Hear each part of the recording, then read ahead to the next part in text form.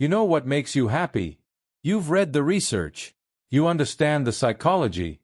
You can explain hedonic adaptation, the impact bias, the difference between wanting and liking. You know, intellectually, exactly what the science says about human well-being. And you are still, somehow, not as happy as you should be. Not because the science is wrong. Because you keep dismantling the happiness before you can fully inhabit it. Not on purpose. Not dramatically.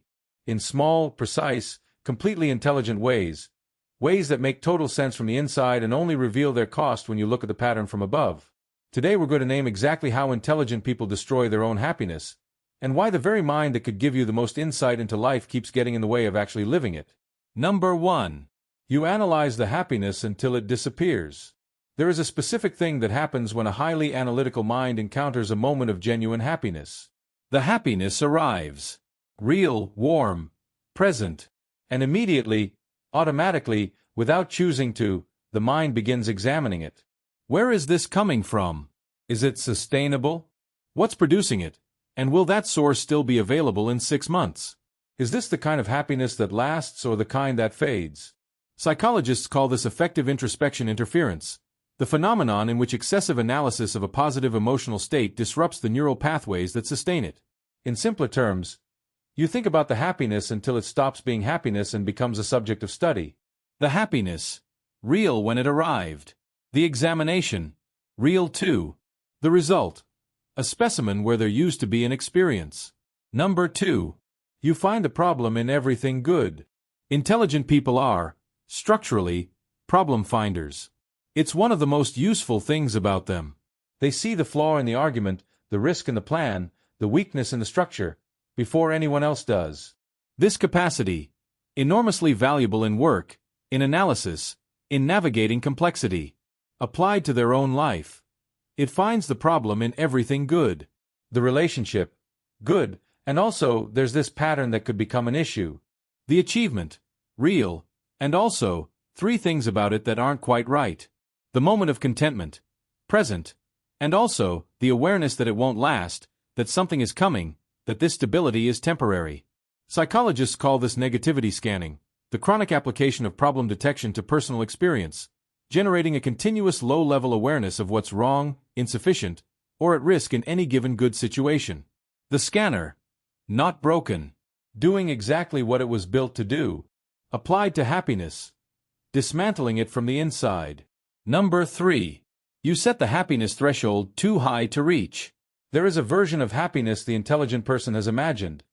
Precise, complete, specific.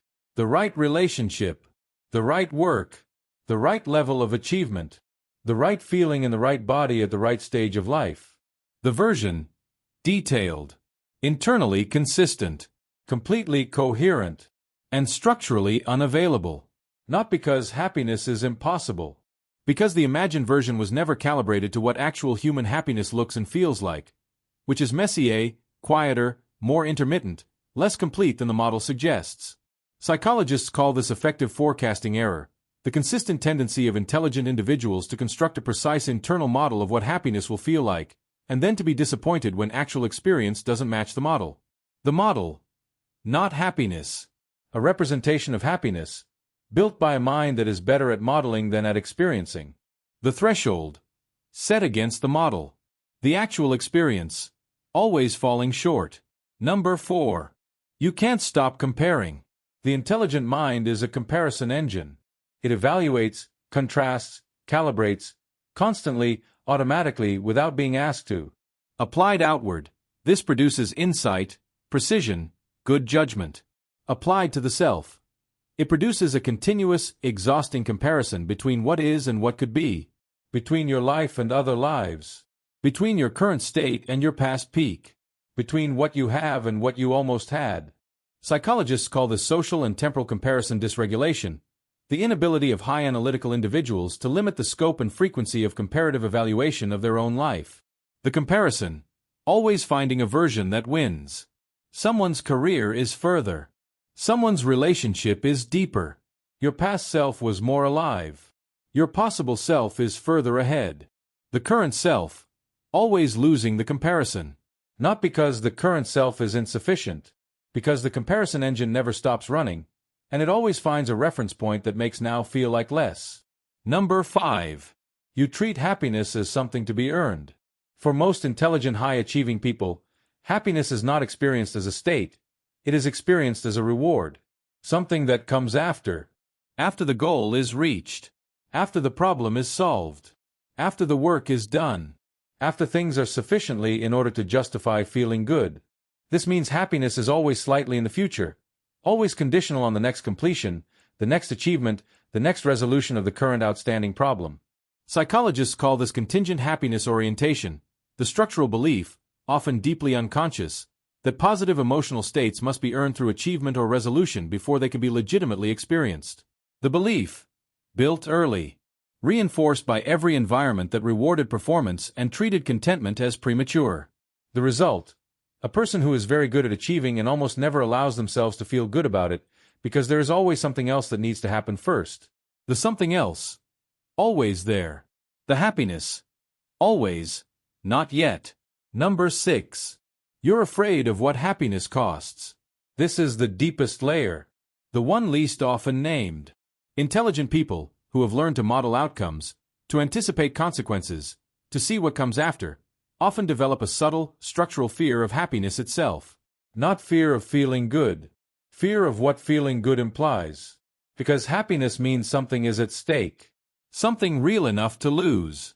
And the intelligent mind, which is very good at modeling loss, knows, with uncomfortable precision, exactly what it would feel like if this good thing went away. Psychologists call this anticipatory loss aversion, the preemptive emotional distancing from positive states in order to protect against the pain of their eventual loss.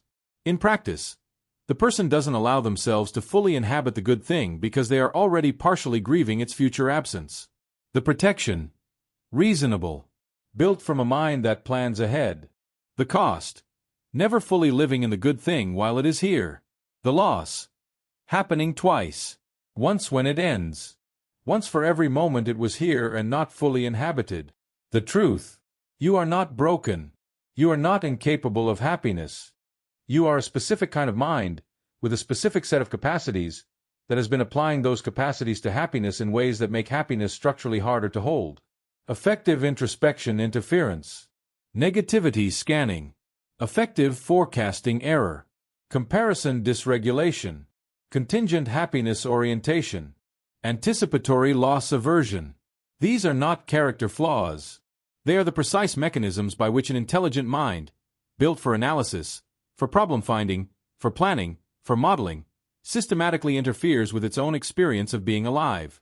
And the most important thing you can do with this information is not to stop thinking. You cannot stop thinking. That is not the instruction. The instruction is simpler and harder. Notice when the analysis has replaced the experience. Notice when the problem finder has found its way into the good moment. Notice when you are modeling the future loss of something you haven't finished having yet. And in those moments, not always, not perfectly, but sometimes, choose the experience over the examination of it. The happiness you're looking for is not in the next achievement. It is in the moment you stop taking apart. If this video names something you've been doing without knowing it, subscribe to Wired Differently. Because the most expensive thing an intelligent person can do is spend their life understanding happiness and never letting themselves have it. New video every week. Because the goal was never to understand your life from a distance. It was to actually live it. You already know enough. You always have. The only thing left is to put down the analysis long enough to be in the thing you've been studying. Understand yourself. Understand everyone.